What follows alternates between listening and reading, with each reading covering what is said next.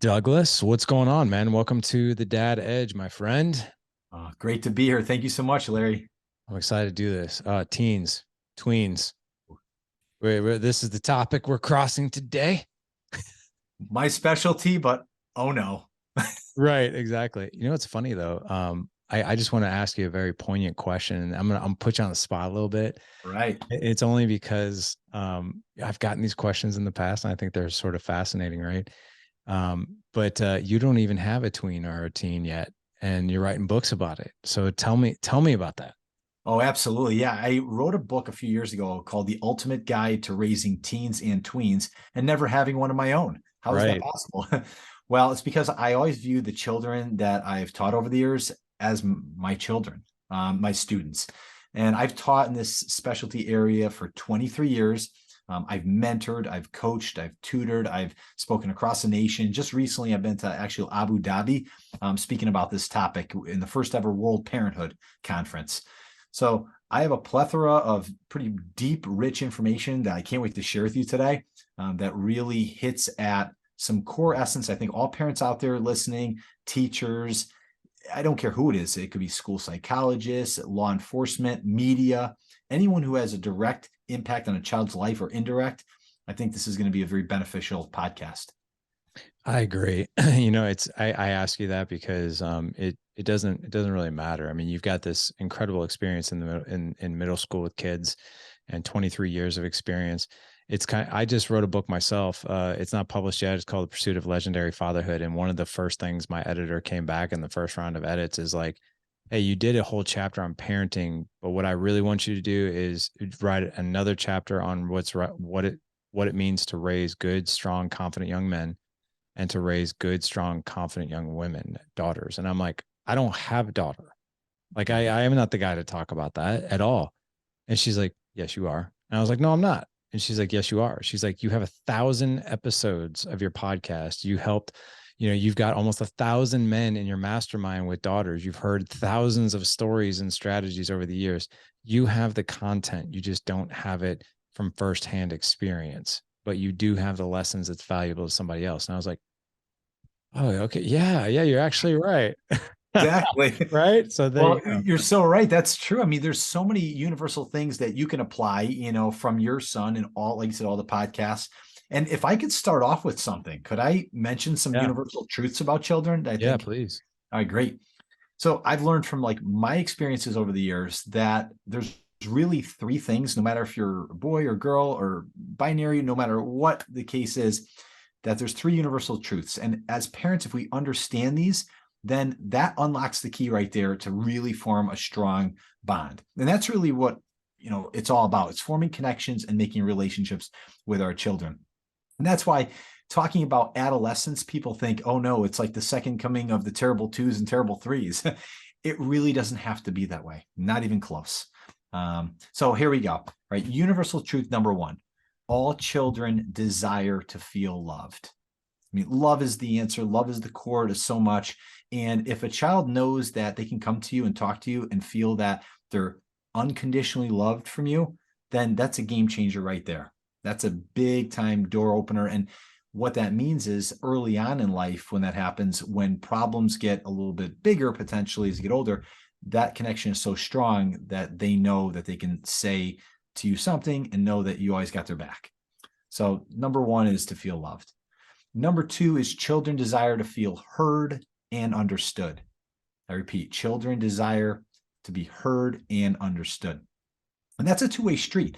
You can sit there in your mind and say, well, I was listening to you, but as a parent, we know you have sort of like this ulterior motive on what you want to say to them already before you even listen. So there's reflective listening and listening to understand, or there's the way of listening to reprimand, looking and say, you shouldn't have done this, or this is how you should do it better. What were you thinking? That's not the right way to do it. And that shuts doors down there. So everybody wants to be heard and understood. Number three is children desire to be accepted and respected. Once again, children desire to be accepted and respected. I see at the middle school level, especially in adolescence, that's when they start to break away from the parents and go more towards the tribe, so to speak, with the peers, and they want to fit in. And if they can't, unfortunately, we've seen in the United States the outcome to that when children feel like they're not being heard, loved, respected, and they'll do anything to get that attention. And that could be self-inflicting or outward violence. So there's a lot of, I think, issues that can be thwarted and prevented if we realize that all children deserve to feel loved, accepted, respected, heard, and understood. Those are the three universal truths. And I love that. I was like meticulously typing as fast as I could as you were spouting off all those things. Yeah. And I have seen after very similar views as it relates to just other guests who have come on and have shared very similar things. I really want to take this first one, and that is all children desire to feel loved. So I'm a big believer in the Five Love Languages by Gary Chapman. And I think one of the most simplest things that we can do in our marriage to constantly reinvigorate and constantly be selflessly serving is to know how our wives need to feel loved, right? And it's also, guys, we need to be very clear with our women, with our wives, that, hey, this is how I receive love, right? And to even catch them in the act. Like when I'm physical touch, I'm words of affirmation. There's some acts of service in there for me too now that I don't know if it's because I'm a bit older or I have so much on my plate, and an act of service goes a long way for me. But like, so for instance, if my wife brings me a cup of coffee out of the middle of nowhere into my office, I'm like, oh my God, like, thank you so much. And I'll tell her, like, you have no idea what that meant to me. Like, I couldn't get up from that coaching call. I couldn't get up from that podcast. And you bringing me that coffee, like, literally meant the world to me. Same thing. Like, I was on a coaching call last week and she came in and she didn't know I was on a coaching call because I didn't have my headphones in or anything like that. And she just like grabbed me by my shirt and pulled me in and kissed me. Oh, that's And she awesome. just kind of like looked at the screen. She's like, oh my God, you're on a call. I'm like, yeah. And then all the guys on the group coach are like, oh, get a room. I'm like, yeah, man, I'm Yeah. doing this stuff right. Come on now, it happens. Right. But so for kids, I'm a big believer in love languages for kids and making sure that not necessarily the way that I want or desire to show my kid love. I got to make sure that however I'm showing it, it lands Mm. for them.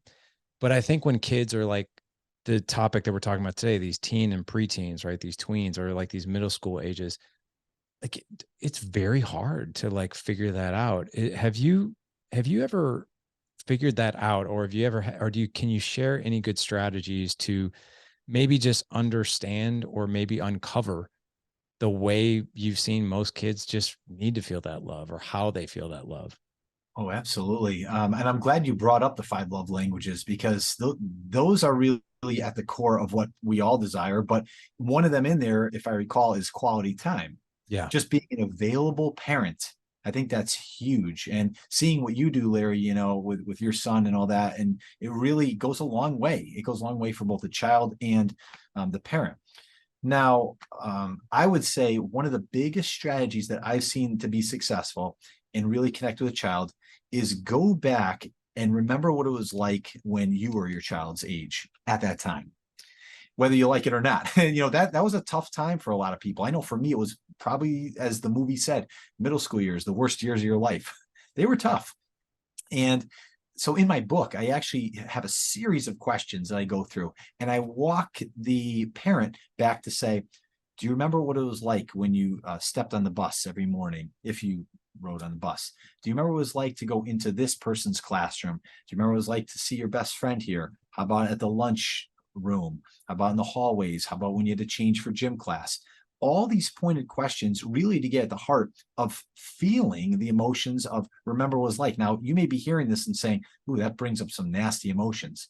So anywhere between pleasant and nasty, those are the kind of questions that in my book I talk about that would then prompt you to stay in that zone. And then as a result of that, that's exactly where you want to meet your child. And I try to do that as a teacher every single day. And I've been teaching 23 years. So in my early years, I was like, I'm like them, pretty much a kid. So it wasn't hard. But then as time goes on and 5 years becomes 10, becomes 15, 20, I have to constantly ask those questions to remember what it was like, and can't just think, oh, because I've been teaching 23 years, these kids should be more evolved and faster and should understand better. No, it's that much harder. And Larry, quite honestly, the traditional problems that we probably grew up with, of like, say, just smoking, drinking, substance abuse, gambling, all that has magnified with all of today's issues with more body image issues, social media, synthetic drug use.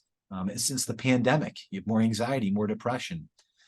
That's why I think it's so super important to try to connect back, because there are some, like you said, some universal truths, love languages you talked about, that can be hit at when you ask those questions and go back what it was like when you're their age.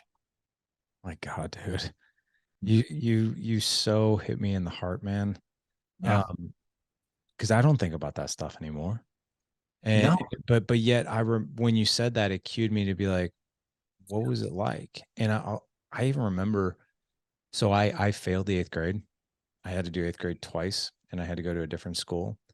And I will never forget one defining moment that, and my first round of eighth grade was pretty darn tough, man. I'm not gonna lie. I went to a really messed up, really poor culture school, and the kids were just mean, like just mean to each other, to me, to each other. Like it was toxic as toxic could be. And I remember like walking down the hall to in my new school to my new classroom.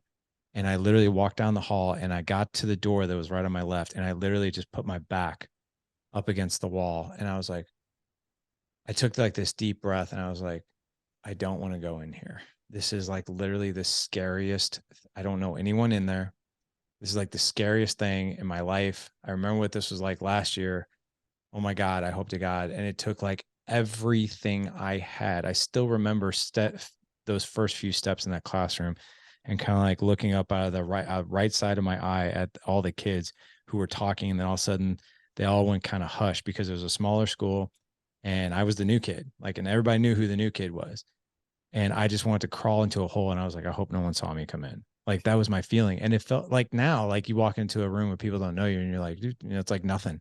But to a kid, in those preteen or even like when you're little, it's like, this is the whole world right now. And all the pressure that I could possibly think or feel up to date that I remember feeling. Right. And we forget all about that. But thanks for bringing that up. Oh, absolutely. Well, I'm glad it resonated with you, because, that's really the key ingredient that unlocks, because that allows us to then listen more profoundly and more closely to a child's needs. And I think that right there, like I know too, I experienced very similar. I mean, one of my topics in my book that probably drove me to become a teacher and drove me to want to even take it to a new level and become an author and share this with anybody who deals with kids is I was bullied physically and mentally. And it was not a pleasant time frame, because, and sometimes it just takes one kid to grab a hold, and then they get accomplices, and then it starts to spiral. And we didn't grow up when the social media was so profound or even existent for me. So imagine that's like a double whammy for kids. They're bullied in person, a little bit behind their back, still at school, and then on social media. So it just becomes double, triple whammy. Yeah. There's definitely so many more things that are going on that quite, I mean, we had to deal with a lot, you and I at our age, but, Yep. but I think nothing compared to what it is now. No. You bring up a second point here, which is a child's desire to be heard and understood. Can you share with me? I feel like I know this, but man, there isn't a podcast guest or somebody that I don't talk to that has like a different spin on something. You're like, oh, I haven't heard it quite like that, or just reinstates it. What is the difference though between being heard and Mhm. understood from a parent's perspective? So the things that we need to do, and then Mhm. from a kid's perspective, what does that do for them that they're heard and understood? Yeah. So I have a thing in my book that I mentioned actually called the Rev technique. And that's a Like technique, REV. RAV. Yeah. Okay. hmm So there's reflective responding. That's what the R is all about. So literally, when you're speaking to a child and they're saying something like, "Oh man, I'm so mad right now. They won't. These kids are picking on me. They're calling me names on Snapchat, or they're saying things in the group chat about me." What you want to do is to really, the first step in truly a child feeling understood is to feel like you're listening to them. So reflectively responding back to them. So I hear what you're feeling. So you're saying that these kids are excluding you. They're calling you names. So right there, you're just doing that. And then the E is the empathy. So you want to empathize with them. And that is so crucial. There's the understanding right there that, oh, mom or dad understands how I feel. So, I mean, I can easily say that for any kid being picked on. I could say, I completely understand. I didn't have social media. We didn't even have phones. But I remember when I wanted to get into a group, and every time I even tried to get in there, they call me names. So I feel it my own right. I felt it my own right, just like you did, son or your daughter. And then the V is you validate. So you validation is really key. Again, that's the key ingredient that kind of goes over the top. So say, I heard what you said with this. I can certainly understand. And then you can go from that point. You can say, well, here is what I would suggest if you're looking for any advice on what you can do. They're more receptive to listen to you then when they know they've been validated and that they've been sort of heard in that way, reflectively responded to, and that you understand them. Because, we're emotional creatures. That's the core of really, I think, connecting in. And that's, again, called the REV method. I like that. I like the name too. Oh, yeah. It revs it up. It revs the conversation. That's what kind of creates the connection Yeah. more strong and quickly. There's a whole other series too, Larry, if I could just share too. Yeah, please. Yeah.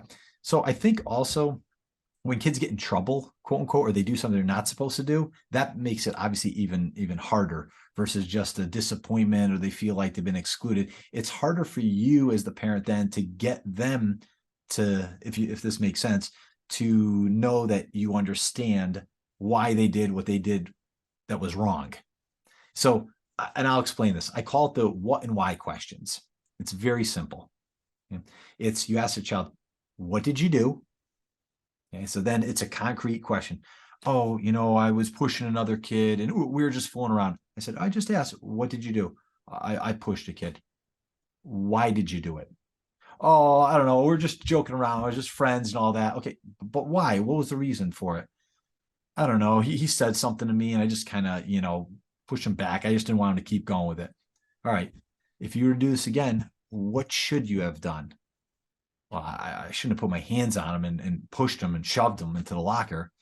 Okay. So what choice will you make next time if a similar situation arises?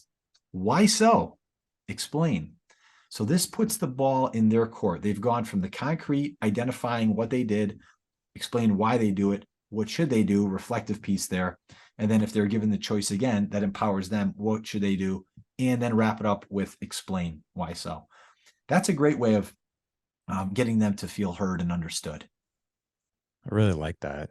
Yeah. And it becomes a conversation versus a blast, like a shotgun blast lecture to the face, where Exactly. quite frankly, and I don't know the psychology behind it, but the story that I tell myself and the things I have seen is you only have like about a 10 to 20-second window if you're doing like a blast lecture before the kid just tunes you out. Or they're not even really listening to the words because the energy coming at them is too intense.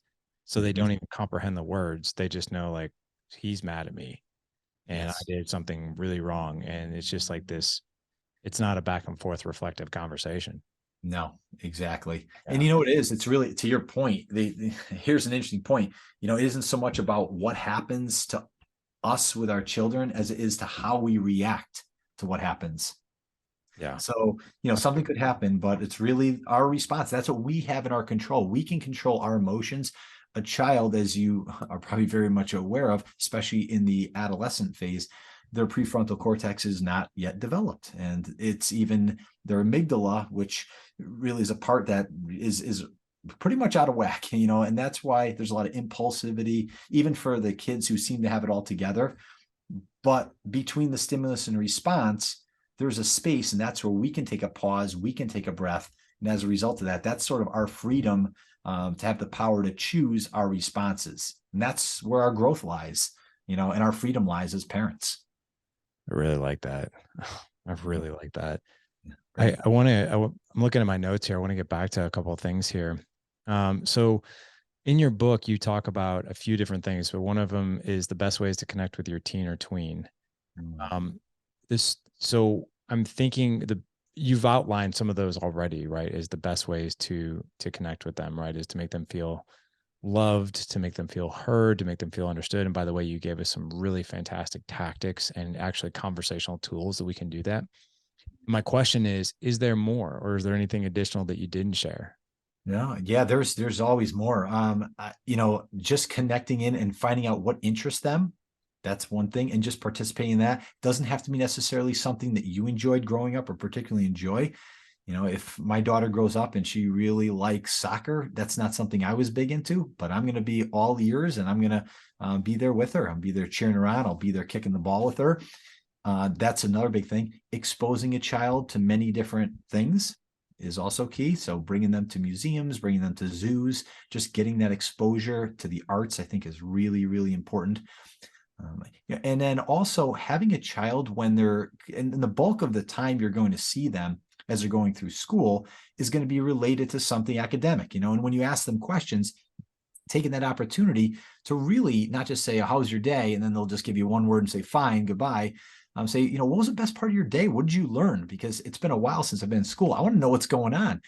And then have the child almost like kind of in a creative way teach it back to you, and it might be something they like through like a rap or something. If they like music, it might be they might be in the videoing. You can really just bring out their interests and academics and marry the two together, and just by being there as a listening audience member, as a participant, but letting them sort of run the show, I think that is so important. Man, that is so cool. I think so many parents, and I don't want to fault parents for this, but because I think the good intent is there, but we want to take kids along for our journey and not theirs, as far as things like, hey, I played piano, you should play piano, or I played soccer, you should play soccer, or like I wrestled, you should wrestle. And I'm a big believer. I can't even remember who told me this early on, but look, thank God I followed it and I listened. Is don't worry about the kids ever, following your path. The most important thing is that they have a path that's positive. Like whether it's if you wrestled and you were the jock or the football guy and your kid like loves the marching band, who cares? Support the marching band with everything you have and just allow that kid to come to life, right? Or vice versa. If you were the marching band kid and you didn't like the jocks because they were too cool for school or whatever else, but your kid loves to play football, man, encourage that athletics in them. Like just support them either way. I also saw, just kind of build on that a little bit as far as like interests go and athletics and activities, is people, I can't remember the meme, but and I'm gonna butcher it, but it basically went like this. People think that I pay all this money for my kid to be in this sport. What I'm actually paying for is for them to have a positive experience and not to be bored. And then they go down a line of trouble. That's actually what I'm investing in. I'm investing in an activity that's going to teach them life lessons versus them not doing this. And then they're getting into really bad elements. And I was like, I never thought of it that way. I was like, oh my gosh, that is so true. That is so true. That's so true. And you know, what's funny is that in a way spurs another issue, which we could talk about or not, but it gets into overscheduling. Then you Mm. start seeing where's that fine line between letting a child just have free play and then having a schedule of sorts. Because I've taught kids, Larry, that I said, hey, what's going on this weekend? And they say, oh, I don't know. My mom's got my schedule. She'll she'll tell me. I'm like, are you serious right now? They're like, She's my social executive assistant. exactly. Yes. Yeah. Check for that. Check for Yeah. that. So I said, okay, all right. So that's interesting. I said, can you give me like a little rundown? What do you think you're gonna do? And then I start getting, oh, I got gymnastics, I got figure skating, I got piano lessons. I think I have like 3 soccer games. I go, whoa. That stressed me out just hearing it right there. Exactly. Yeah.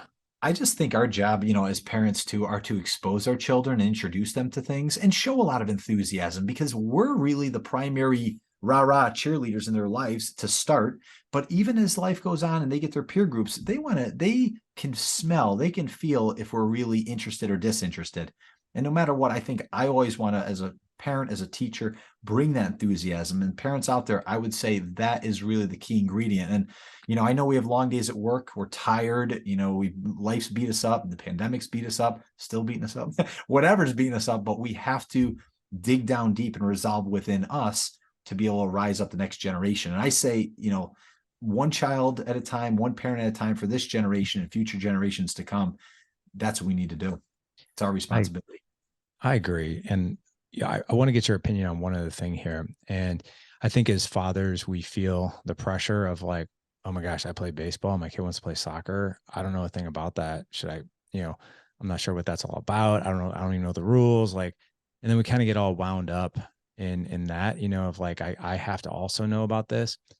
I think it was, so my 15-year-old, when he was 8 in third grade, he went to play tackle football. And dude, so truth be told, I now love football. I now watch it all the time because my kids like to watch it. Otherwise, if I was by myself, probably wouldn't watch it. But I do love the game now because I've been exposed to it now for 7, almost 8 years. And I will never forget. I played baseball and I wrestled growing up. Didn't know a thing.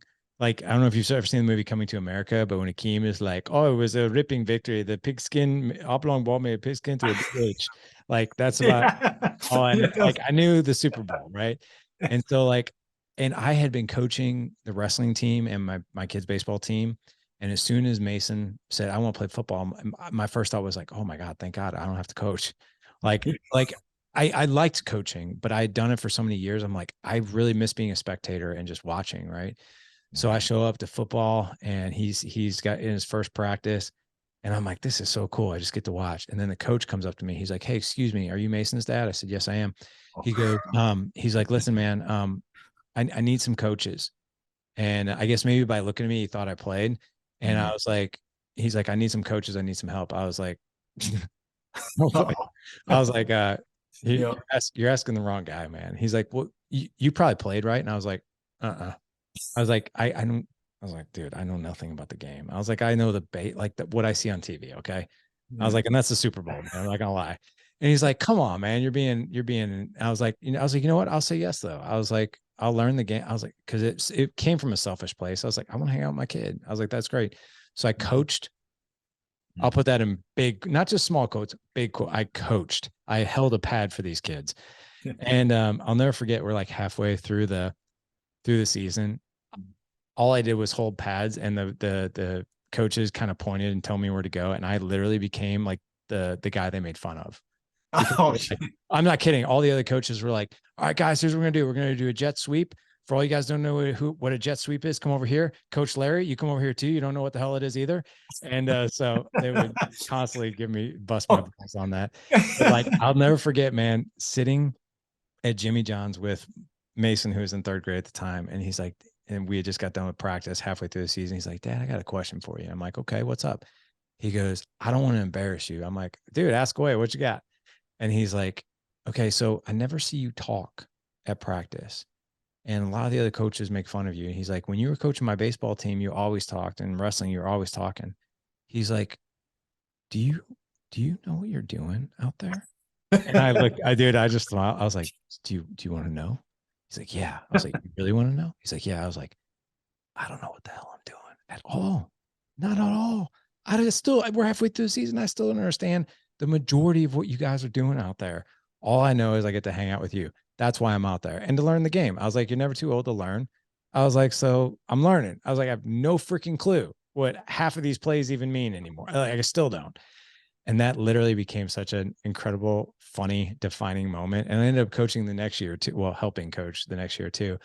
But I want to encourage guys to do something that scares them because I felt like the biggest idiot for the 3 years that I did help coach, but it was a cool experience all around, but very humbling at the same time.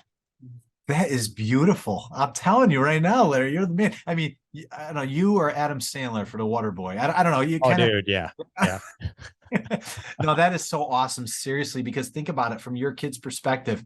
My dad don't know jack squat about this, and he's here. And you said 3 years of that. I mean, yeah, so parents out there hear that from what Larry said. That's a great, and dads especially, right? Well, I can give an example here. My yeah. father Please, was a big baseball player, yeah. and my uncle, his brother, actually was scouted out by the Boston Red Sox, was one of the youngest in history, like not even 15 years old. And but he passed away of leukemia, so he never made it onto there. But I remember people like who was it? It was Don Schwal. There was Carl Yastrzemski. Like all these people came to my uncle's wake. But that was baseball, baseball, baseball. For me, it was basketball, basketball, basketball. My dad didn't know much about it. He played a little bit as a kid, but he didn't know all the plays and all that. But they asked him, said, "Hey, Mike, we need some coaches." Well, he ended up, long story short, becoming my greatest coach. Not because Wow. he knew all the plays. I went on to play middle school. I wanted to play varsity basketball. I wanted to play D1 college as a walk-on. And I had some great coaches, but my dad, tremendously inspirational, tremendously motivational. He also was fair to all the kids, and he treated us all the same, no matter if, I was the son's coach. And I think just being available, being present, and putting in, like you said, of the 5 love languages, Larry, the quality time is so important. And I can't emphasize enough for dads, for moms out there. I know we always tend to stereotype, and moms, out there, let's take for granted. This is like I think you, as Luke Bryan said, need to go to sainthood, most moms. But dads out there, you're right up there in this generation of dads. I have a lot of confidence from what I'm seeing from and the kids I'm teaching, and seeing that dads are more actively involved more than ever. And so that's a good thing. Wow. I mean, that is so cool that your dad did that. Yeah. Um, He and inspired me, and I went yeah, on to he feel that inspired you. self-confidence. Like I felt like I could take the game-winning shot. I could carry the team on my back because of my dad. That didn't translate into that in years later with other coaches I've had, because they didn't have the same philosophy as my father, the same fairness they treated all the players, the same language used. And my dad was not the one who knew all the plays, but he knew how to get us all together and unite us as a team. Well, I think that's a really good segue because your dad motivated you. And I Mm, know one of the things you talk about in your book, and yes. I think is like literally the cross that some of us parents die on when it comes to preteens and teens is like, how do I get this kid to do whatever it is? Right. So, Yes. this motivation factor, man, please tell us what you know on this topic. Cause Yeah.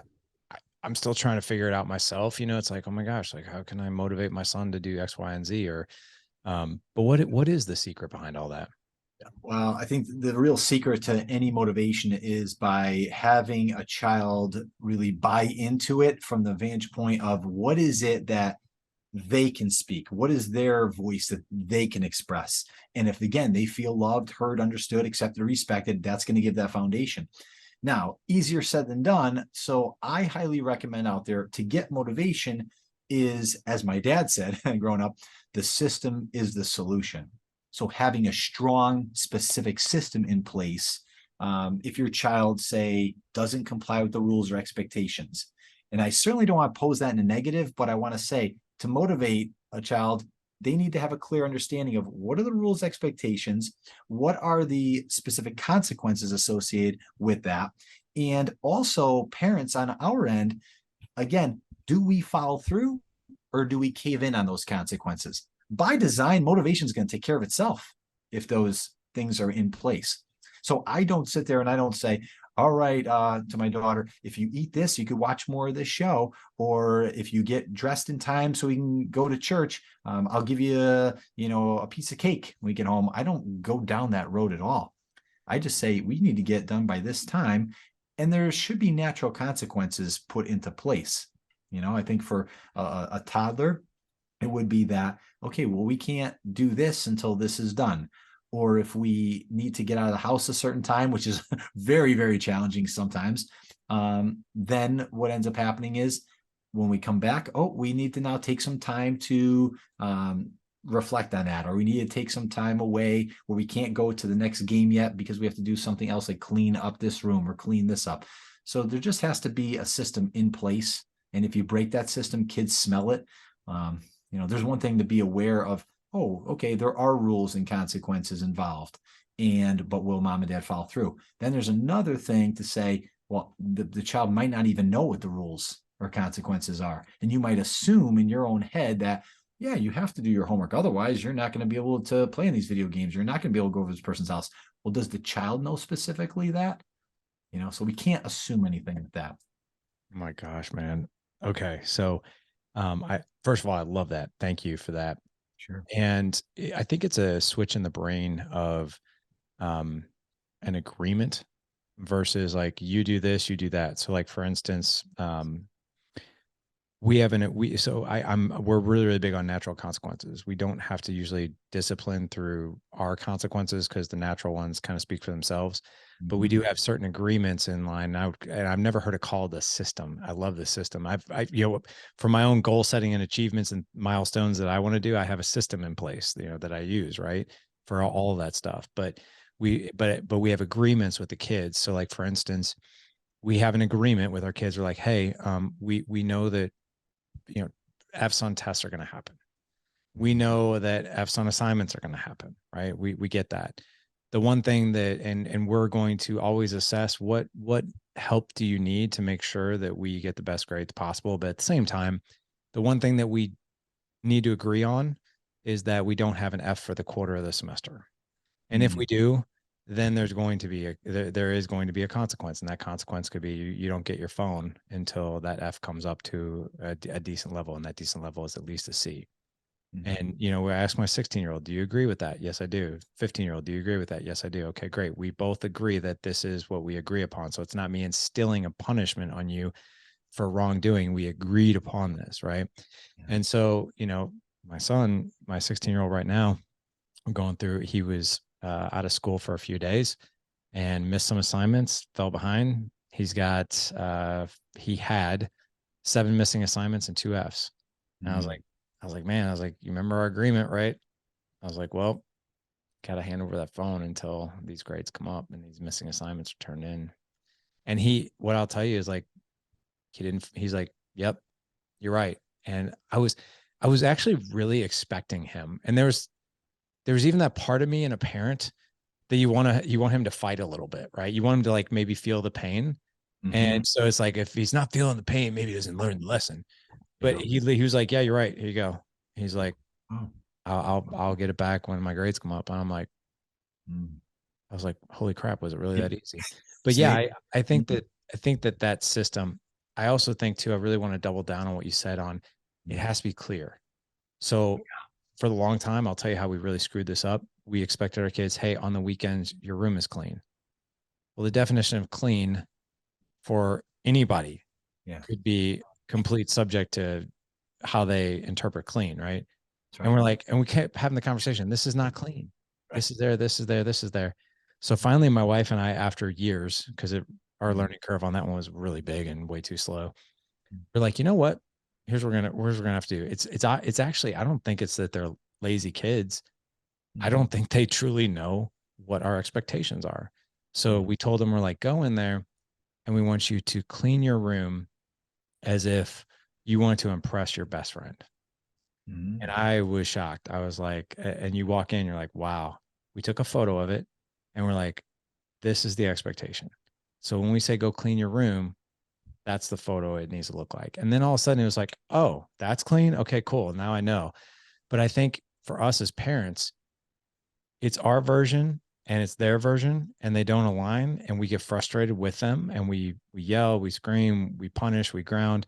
And all the while it was a different lens that we weren't clear on what the outcome should be. Is that accurate too? That's very well said. Wonderfully said, Larry. That's exactly right. Because in there, and I love the fact you said to an agreement. Um, can I offer something Yeah, too as well? please. Please. I think based off what you said, one thing I suggest, because I work also on the side too with parents and families, I do some coaching. And one thing I always recommend, and they always say, oh, that's a great idea to get everybody to be bought in something, is create a family contract. Okay. All What right. does that look like? Yeah, okay. So I'll Yeah. tell you. So have it almost like a wall calendar, but have it up in a visual place that's frequently traveled. Now, here are the questions that I would pose and have everybody in the family sit down and really address. The first thing is, what does an ideal family look like to you? Because that gets it clarity again. Say, oh, well, one thing it might be, well, I don't want mom and dad fighting, or, so in our minds as parents, we may be saying something to our spouse or significant other, and we're not really aware of it. We just think it's so ingrained in having a certain tone of voice that the children, that heightens their whole emotional, sort of a dysregulation that could go off. So that makes a clarity there. Um, Number two is I would say, what would then it take to make sure that we all feel, and this goes back to the universal truths, love, heard, understood, accepted, and respected in the family. And again, when those things get pointed out, it could be, once again, well, is that there aren't any cell phones at the table when we're eating, and there isn't any television on. We're all listening to each other. Nobody's interrupting and nobody's trying to win in a volume more louder than the other. So I think those things right there out of the get-go. And then, because things are going to go wrong. So what will we vow to do if we encounter conflict or any unwanted feelings in order to maintain our vision of this ideal family? So it might be just, I'm going to take a step back. I'm going to take a breath. And then how will we be held accountable for our actions? I think that's a key thing there. So if I do say something like, so let's say I say a cuss word, then is there going to be money put into the jar that, the child could have? Or is there going to be an allowance taken away or another contribution that has to be made to the family? So there has to be that whole aspect that's agreed upon. But if you have it in writing, kind of like wall calendars, I suggest too, for organizational purposes, that would be good in a child's room. But having a family contract out in the open, I think would be very key. Because then every time they walk by, I say, hey, remember this? Hey, remember that? That's gold. I love Yeah. that. I wrote down all of these because the cool thing that you're talking about here is you're actually making it collaborative. You're not like, all right, here's the rules we're going to live by. And I'm the Top 10. dictator, right? And work our way down. My way You're, or the highway, follow yeah. rule 2, follow rule 1. Yeah. One of those. I remember seeing those things growing Yeah, up all the time. me too. That's really cool. I love the questions because I think when we talk about like a family mission statement or a family contract or a way that we operate, Mm, I think that's where we kind of get stuck of like, okay, well, I feel responsible for creating this. Well, according to what you just laid out, which I think is beautiful, we don't have to be the ones laying that out. We can make it a collaborative effort. And if people are collaborating, they're going to have more buy-in, right? That's it. That's it. Yeah. I do that with my students at school. We do a family or class contract, and it's similarly done. Like, what do we expect here when we're working on, a project? And we talk about each person has a voice. If it's a talking stick, to let each person have a voice there, uninterrupted. Don't judge another person's. Let everybody hear theirs. Have an open mind to feel like you can go back and you can change your own previous thinking once you've gathered new information. And then support one another, encourage others. Don't sit back and just let a person struggle in your group. Go in there and help them. And so things of that nature. And I let them buy into it. Like you said, I see a lot more collaboration as the year goes on.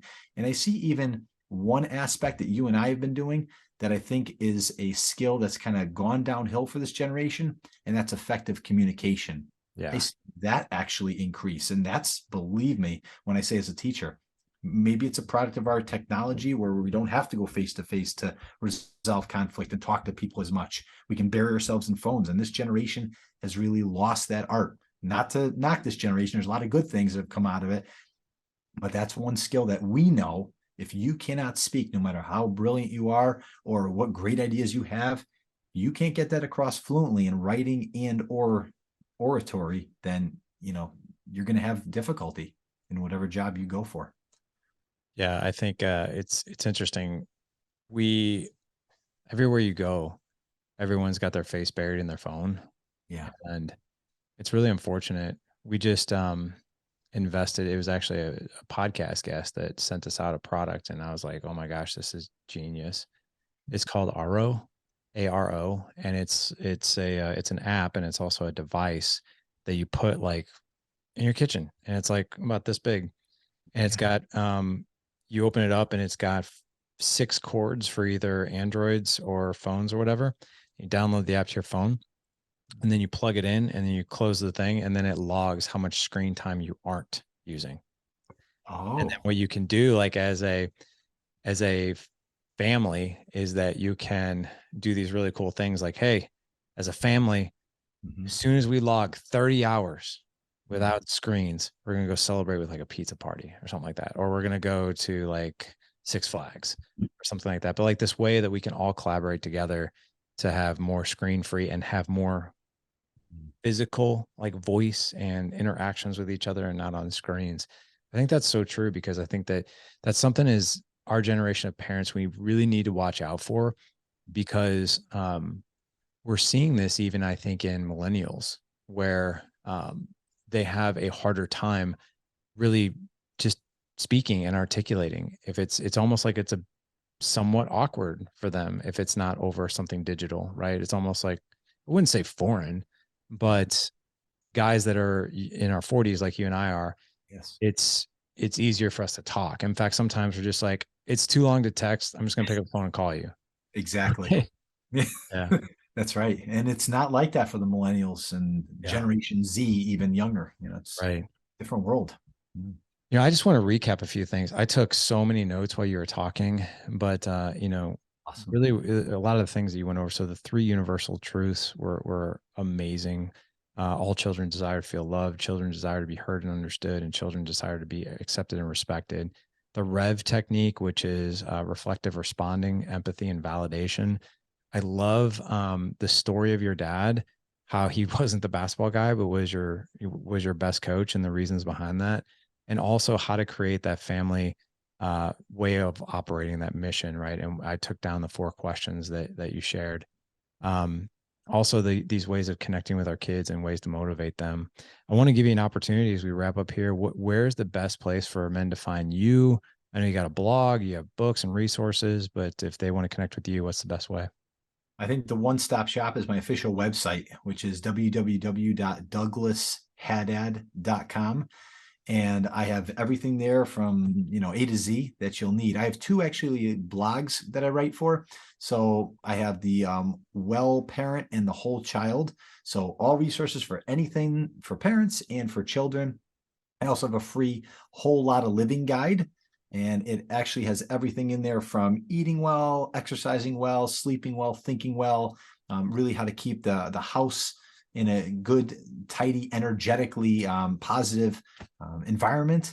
I also have in there an audio program too that really talks about how to raise a 6S child, which is kind of a play on numbers and words, 6S. In order to be successful, Oh, you that's need cool. S's, yeah. So Yeah.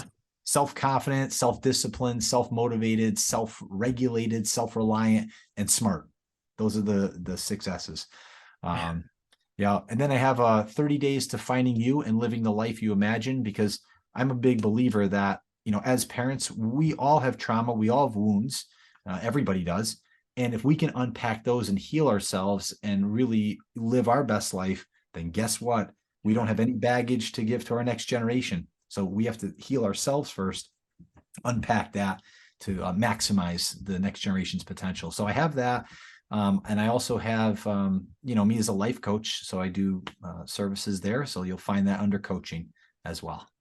Very cool. Oh man, you're doing some really good work in the world, and so needed. I am envious. You've got this little girl. She's 4, right? Yeah. I Yeah. wish I, Just I about. wish I had your knowledge, man. When my kids were that young, like I was just falling on my face constantly when my kids were that young, and just like, oh my gosh, will it ever get better? Oh, well, you were there. You were available, right? And that's what matters. Just being there. We're going to make mistakes as dads. And, just by really being there, and everything you're doing on your podcast is wonderful and adding such value to the world, and value to this next generation and for future generations to come. And that's when we talk about downline, going wide and going deep. That's what, missions like yours is doing. That's so cool, man. Thank you for coming on the show. I know you mentioned a lot, so not to worry. Guys, head on over to thedadedge.com/415 for this show. Again, thedadedge.com/415. Again, we're talking to Douglas Haddad. You are a gift, my man. We need more of you in the world. Thank you so much for coming on today. Thank you. Pleasure is mine.